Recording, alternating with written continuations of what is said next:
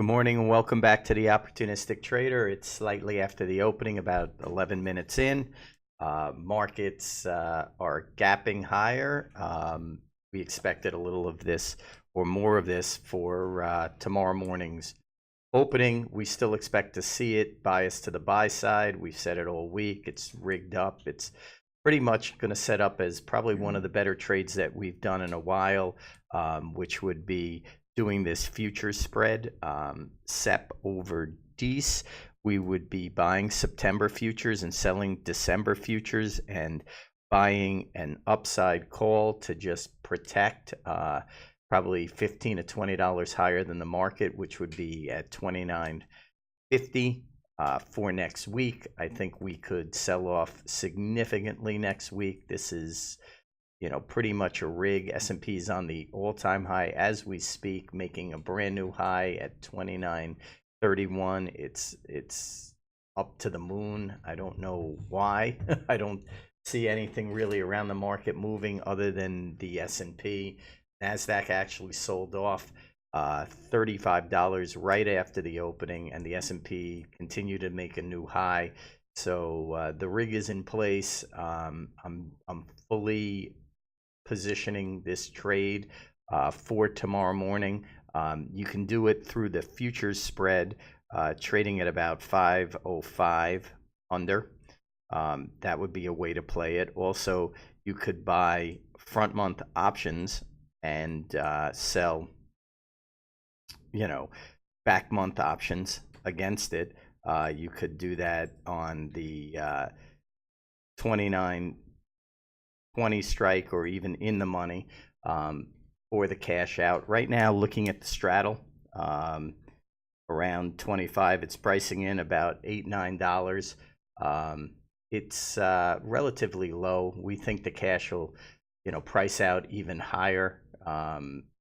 I don't know if this is considered a blow off top, but it'll be a nice top for us tomorrow. But the play really is to do the future spread. You could also do some call spreads in here by buying a deep in the money call and selling an out of the money call against it, like 29.30s, 29.35s versus the 15s. Try to capture $10 or $15. But this trade should work well. It would have worked probably better if the cash was a bit lower and printed in here tomorrow, but we're hoping that the market stays in here, prints up, and then we can really get a good price on it. This trade has worked very well over the years. You can do it in any size that you would like. You can also do it in SPY versus the spider dividend. So there's a number of different ways to play this trade.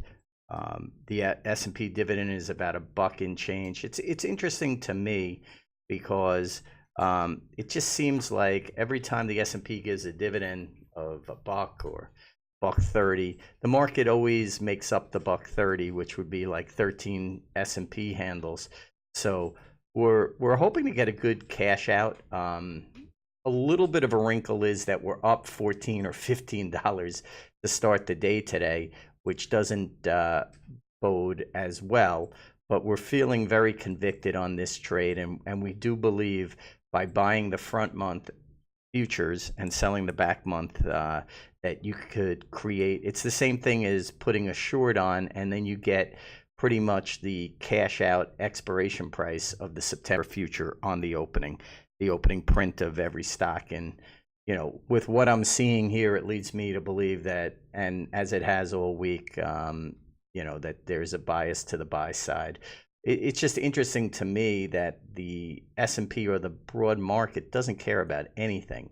When crude's up 70 cents, the market goes up, and then when crude comes in 85 cents or whatever, the market still goes up. So, if the NASDAQ comes in, the S&P goes up. It's funny, Mike pointed out before we were on the air that the NASDAQ came in $30 and the S&P made higher highs, and now Nasdaq rallied back and is 40 higher than where he said, and the S&P's coming in. So I think these are all just, correlation type trades. They're swinging around, and looks like there's good volatility today.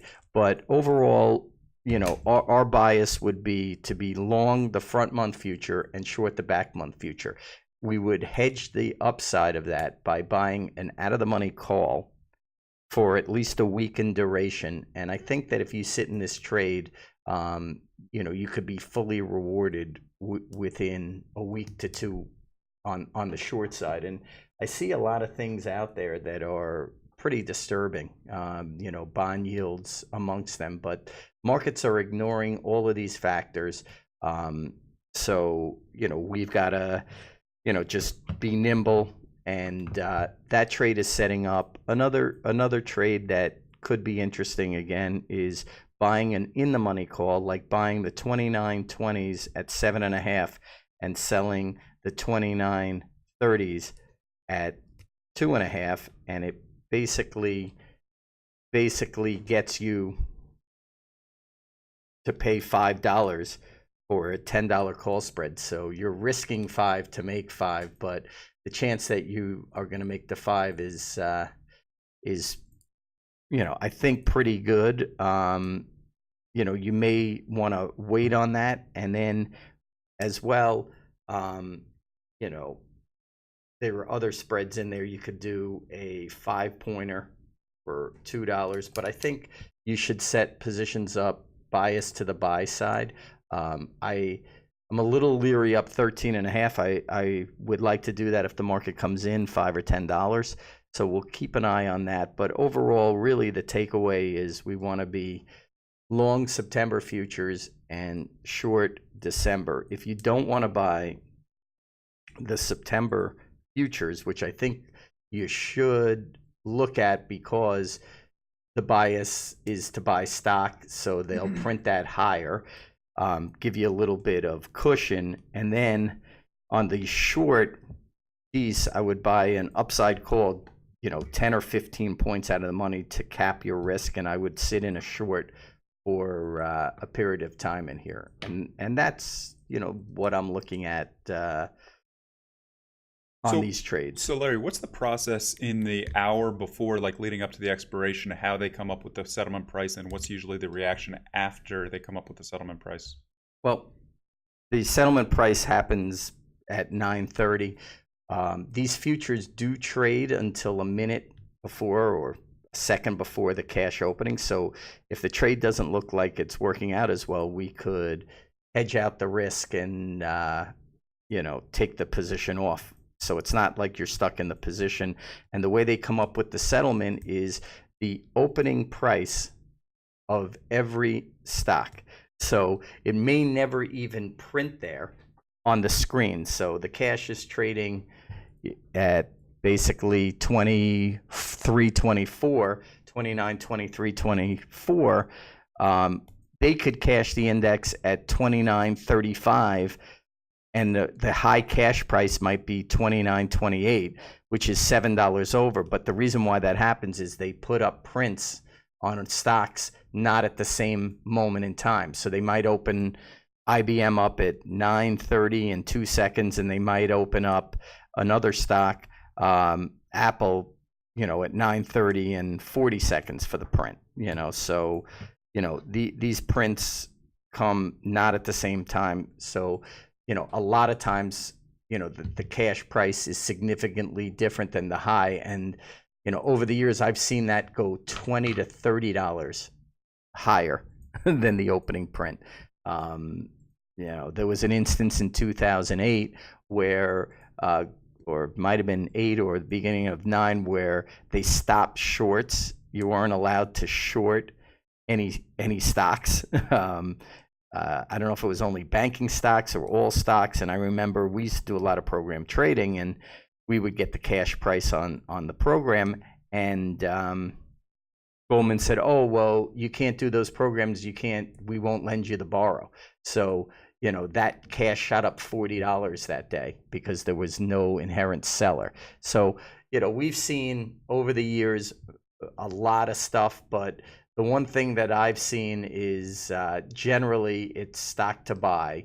We're going to play it that way. And again, we have the ability up to a minute before the opening to get out of these positions or hedge them. So it's not something that is unhedgeable right away. But really the takeaway here is we want to be short these futures after 9:30 tomorrow morning with a upside stop and be willing to sit in the position for, a week potentially to get the move. And, back 10, 15 years ago, this unwind used to happen the day after expiration. We would drop, 20, 30, 40 points because everybody cashed out the positions. It's changed a lot over the years where A, there's not as many players, and B, they hold it in for a longer time.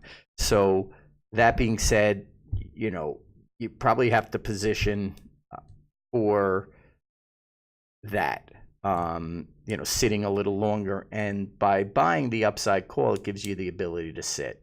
So, that's what I see for this expiration. I think it's setting up well. The spread is at 505. We're going to keep an eye on that, and come back to you later with what we're actually going to put on for the expiration. We're not doing it yet. I want to wait. There's no rush to really do this. I want to do it at the end of the day. But the takeaway is I want to be short these futures after the opening tomorrow, the opening print. And what I like to do is I like to buy the front month future against that as protection, in case they print the cash up. So that's the play from here. As well, Micron has earnings tonight. It's up $1.56. If I was long Micron, I would be getting out of Micron here at 46 and a half, 46.60. Don't want to play it into earnings. Want to be opportunistic and try to buy it again in the 42, 43 area.